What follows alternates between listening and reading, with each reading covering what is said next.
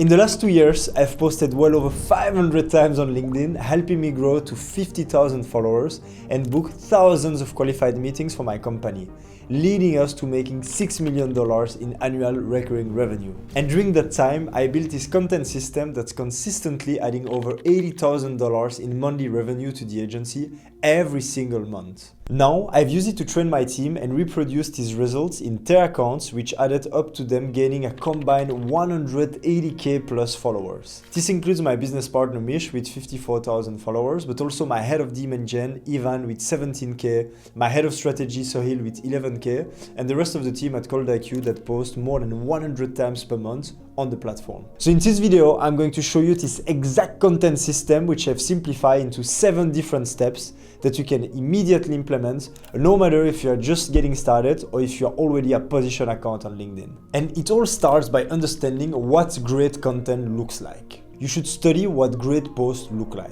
I see a ton of people that post for months on LinkedIn without ever improving. In most cases, they don't have a standard to strive for. So here is what I recommend doing before you write a single line of text. First, you're gonna grab a tool like Taplio or Scribe. Both these platforms have a built-in feed that lets you find high-performing posts by topics or keywords. So I'm actually gonna show you what it looks like inside of Scribe. So here I am inside of Scribe, and what you can do is typing any keywords. So one of the topics that's working really well at the moment is anything about AI agents. So if I type AI agents, I can actually see what are the posts that are performing the best at the moment on LinkedIn. So here I can filter, so what I want to do is seeing only the posts that have at least 1,500 engagements. So now it works the same way inside of Scribe, but what's cool here is that you can even do it by person. Now the idea is that you want to study what these proven posts do and what you can replicate. So what does the hook looks like? What format are they using? Are they using a carousel? Is it an infographic?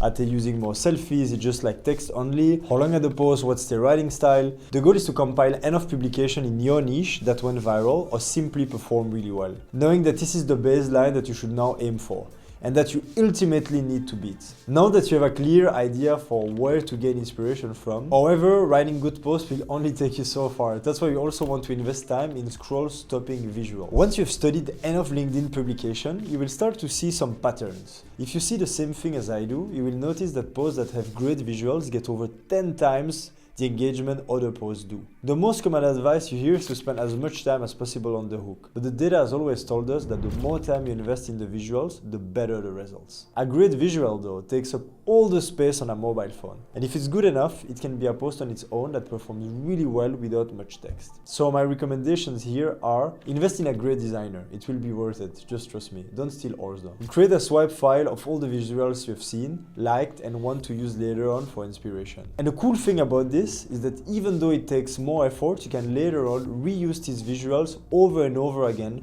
which takes me to the next point. Repurpose your biggest hits. 5 to 6 of my best performing content pieces are infographics breaking down my company tech stack. It's nearly the same, but it reached over 1,000 plus impressions every single time. So if you take that post as an example, I posted it I think a bit more than a month ago. We are talking about our tech stack, the GTM funnel.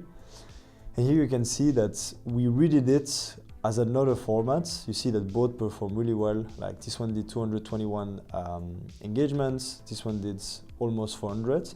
It's pretty much the same information, it's just like another way to display the information. You overestimate the amount of information someone retains about you. No one is going to remember your post after a day. But also your new followers never saw it. So I urge you to test it for yourself. Take your best performing post ever and publish it again. And it will likely perform just as well as the first time. That said, what I would recommend doing would be to actually rewrite the post to make them better. And so for example, I had this post where I talk about a 477k per month funnel. And for example, if you read this first post, you will notice that I'm saying, here is every tool we use to run a business. And then I share what tools I use for every stage of the funnel. But as I rewrote the post, I figure, what if I share more precise numbers for why you should actually care which tools I use? So in my rewritten version, instead of just saying the tools we use for every stage, I say I'm going to show you exactly how we build this so you can replicate it. That way, I'm making it more actionable for the audience. If you find alternative angles to explain the same concept, you will have dozens of different posts people will still engage with. I took this proven post that had gotten 30,000 impressions and found a different angle to repurpose it. and it has generated 25,000 impressions. As you understand by now, repurposing your own successful post is a proven way to generate eyeballs. But it's also a great way to remain consistent. This creator Daniel Iles explained it really well. Picture this. Month 1, you write 20 publications. Let's say 3 to 4 of them perform great. Month 2, you make another batch of 20 publications, and let's say that another 5 to 5 perform okay. Month 3, you can make another 20 publications, but now you can reuse the first 4 that work on month 1.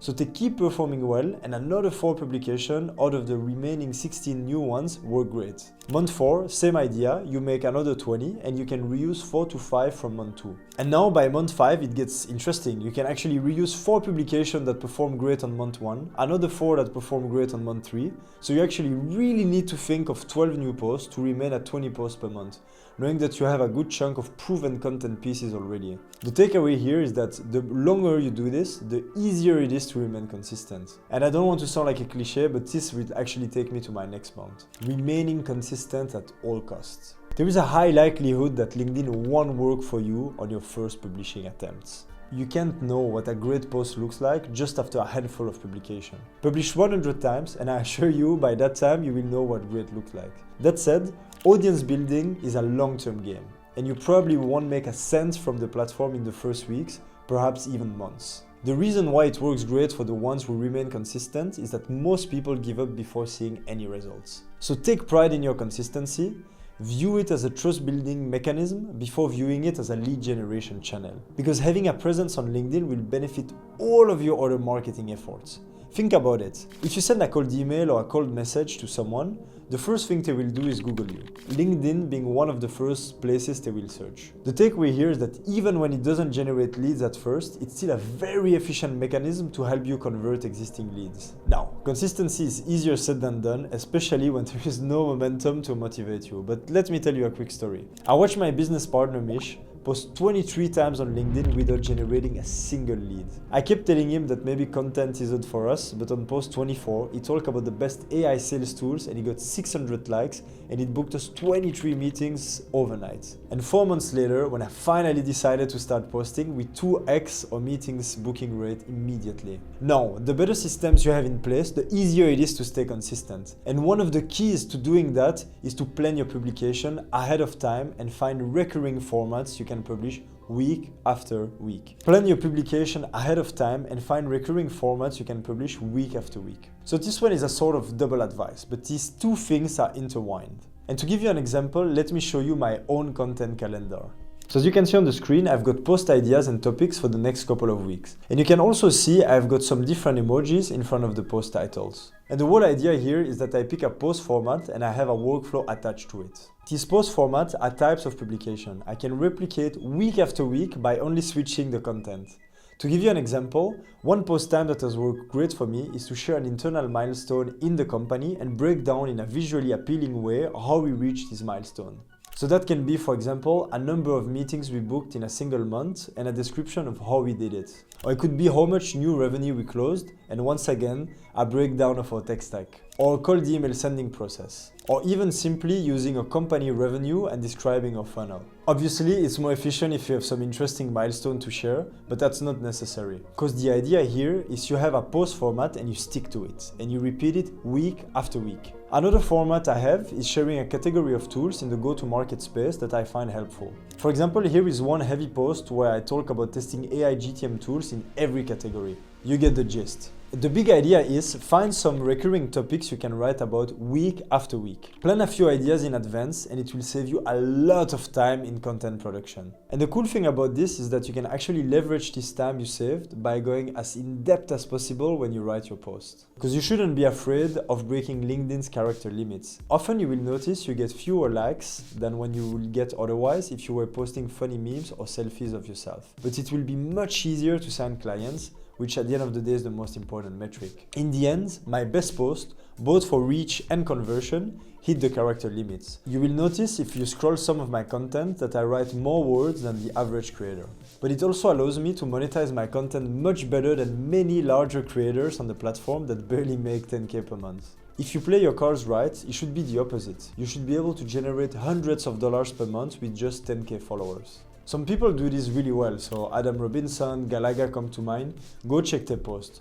Look at how they write and the level of depth you should strive towards. I can guarantee that this in-depth content will help you sign more of your ideal type of clients. But one thing to note about writing on LinkedIn is that it's not even limited just to post. And another very successful strategy is to actually leverage comments to engage with people in your niche. In the beginning, very few people will see your post, but there is certainly an existing creator talking about the same topic as you that already has a large following. If you write an insightful comment under their post, there is a high chance it's seen by a lot of people, often more than the number of people who saw your own post. It's actually such a powerful mechanism in LinkedIn that they recently added the number of impressions below comments. Some time ago, I read an experiment where a couple of guys tried to grow their following through 3 different strategies: posting only, commenting only, and posting plus commenting. And as you can guess, the third strategy, combining both posting and commenting, was the most efficient one. Now, there is one issue with LinkedIn by just commenting, and is that the LinkedIn feed is often filled with random garbage. So a simple way around this is to create an engagement list. It's fairly easy to do, and the concept simply revolves around finding creators in your niche that write some valuable content and adding them to a custom feed. That said, even more important than engaging on others' posts is to engage on yours. Because one thing that the algorithm likes to see is you. And that leads us to point number 7, replying to every comment under your post. At least for the first 30 minutes, based on the initial engagement on your post, the algorithm will decide whether to showcase it to more people or not. Responding to people who comment on your post will make sure that they keep coming back. And this can mean the difference between LinkedIn pushing your post to 1,000 people or to 10,000 people. Now, this is a lot of advice to follow already, and one thing I would advise to do to make it all easier is to leverage technology. As an example, I've used more than 10 different tools to grow to 50,000 followers, which I still use today. Some examples include Taplio and Scribe, which have helped me find viral post ideas based on my topics or based on my favorite creators. Grammarly, very obvious, which corrects my spelling in real time, and as you can hear, I'm not a native English speaker, so I make a lot of grammatical mistakes when writing. Opusclip, which is an AI video clipping tool that I'm using to automatically create short-form videos out of my long-form ones. Some of these have reached 40,000 plus impressions on the platform and took me max 2 minutes to do. Then we have EasyGIF, which is a free website that turns videos into GIF, which is helpful because in my experience you get more impressions by posting a 10-second GIF than a 10-second video. So if you are ever planning to post a quick audio-less video, I would recommend that you speed it up and publish it as a GIF instead. Then of course, Claude and OpenAI that I used to help me analyze what or how of my posts went viral, but also help me repurpose existing posts and generate hook ideas. Then for design, we have Canva, Figma, Photoshop. I use a lot Canva in the early day to create my first ever carousels that are a really good format on LinkedIn, by the way. And now my designers usually use Figma or Adobe to create more professional graphics. And then Notion that I use as my central content hub. It's where I write my ideas, draft my post, and use it as my content calendar. So here you have it. All my best tools and strategies that got me to 50,000 followers, which also are the strategies I plan on using on my road to 100k followers. That said, there is one last thing that you need to do when you manage to make LinkedIn work for you, and it's to expand the playbook to as many people as possible in your team. There is nothing working better than building trust at scale, where 5 or more of your employees demonstrating their expertise as well. With LinkedIn, you can only post once or twice per day without hurting your reach. From my own research, I would say that posting 1 time is the most optimal. So if you want to scale this strategy, you need other people to post. So instead of waiting and wasting time, I would recommend organizing an internal competition. We recently told the internal team that the person who had the most posts above 20 likes during the quarter would win. The gold medalist would get $2,500, and to make sure many people would be willing to participate, second and third would get respectively $1,500 and $1,000. With every person that had published more than 20 times would get a bonus of $500 in cash, even if they didn't win. I hope you learned a thing or two watching this video, and if you liked it, I'm pretty convinced you will love this video where I break down our entire AI system for sales. I will see you there.